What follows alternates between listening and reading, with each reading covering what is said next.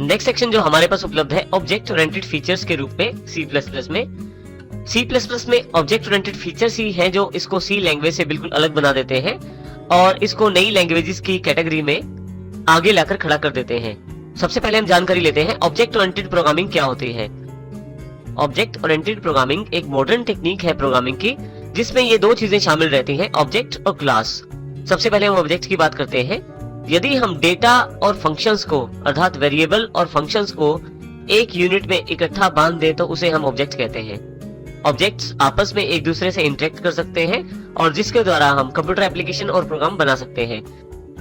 किसी भी ऑब्जेक्ट को प्रयोग करने से पहले उसको डिफाइन करना जरूरी रहता है और इसके लिए हम उसको एक क्लास के द्वारा डिफाइन करते हैं।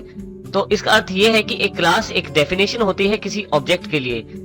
एक क्लास से हम काफी सारे ऑब्जेक्ट बना सकते हैं, उसके पश्चात उन ऑब्जेक्ट्स का प्रयोग कर सकते हैं। क्लासेस और ऑब्जेक्ट्स के बारे में हम आने वाले सेक्शन में जानकारी लेंगे।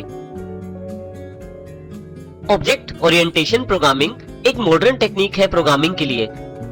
हम काफी सारी रियल एप्लीकेशंस को ऑब्जेक्ट ओरिएंटेशन प्रोग्रामिंग की सहायता से बनाते हैं और इसमें हम क्लासेस और ऑब्जेक्ट्स वाले मॉडल को प्रयोग करते हैं। परंतु इससे पहले प्रयोग की जाने वाली प्रोसीजरल प्रोग्रामिंग टेक्निक के अंतर्गत ज्यादा ध्यान प्रोसीजर्स पे दिया जाता था और उसमें क्लासेस और ऑब्जेक्ट अवेलेबल नहीं रहते हैं, जबकि हमारे पास ऑब्जेक्ट ओरिएंटेशन प्रोग्रामिंग में क्लासेस और ऑब्जेक्ट्स मॉडल को फॉलो किया जाता है।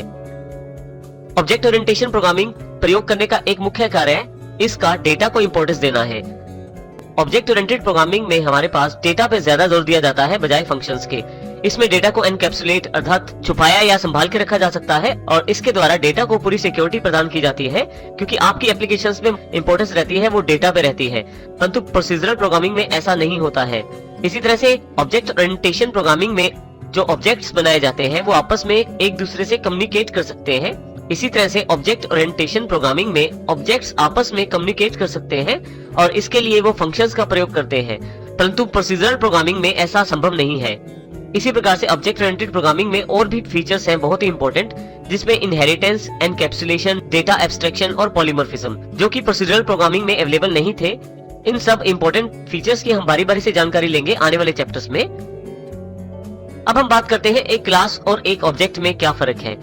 यदि हम इस पिक्चर में देखें तो देखें हमारे पास जो क्लास है वो एक ब्लूप्रिंट के रूप में अवेलेबल रहती है, जबकि ऑब्जेक्ट जो होता है उस ब्लूप्रिंट की रियल एग्जिस्टेंस होता है। कुछ इस प्रकार से देखें, जैसे हमने कार एक क्लास डिफाइन की है, देखें यहाँ ऊपर की तरफ, और ऑब्जेक्ट्स जो है हमने उसकी रियल एग्जिस्टेंस, कारों के ब्रांड के नाम है मारुति, एस्टीम, इंडिगो, ये ऑब्जेक्ट के रूप में यहाँ पे अवेलेबल हुए हैं हमारे पास। यदि हम कार की बात करते हैं तो उसमें हम इंजन, स्पीड, टायर्स, स्टीयरिंग इत्यादि की कल्पना करते हैं। और यदि जब हम ऑब्जेक्ट की बात करते हैं तो और मारुति की बात करते हैं तो एक अलग स्पेसिफिक ब्रांड की कार, एस्टीम एक अलग स्पेसिफिक ब्रांड की कार और इंडिगो जो है एक अलग स्पेसिफिक ब्रांड की कार के ऑब्जेक्ट के रूप में हमारे पास उपलब्ध होते हैं। इस प्रकार से हम ये कह सकते हैं कि कार एक डेफिनेशन होती है, जबकि ऑब्जेक्ट्स जो होते हैं रियल एग्जिस्टेंस होती है उस क्लास की जिस क्लास से इसे बनाया गया है। जैसे हमारे पास यहाँ मारुति, एस्टीम और इंडिगो को कार क्लास से बनाया गया है, तो यहाँ पे तीनों की जो कॉमन क्लास है वो कार है और एक कार के यहाँ पे तीन ऑब्जेक्ट अवेलेबल है मारुति, एस्टीम और इंडिगो के रूप में।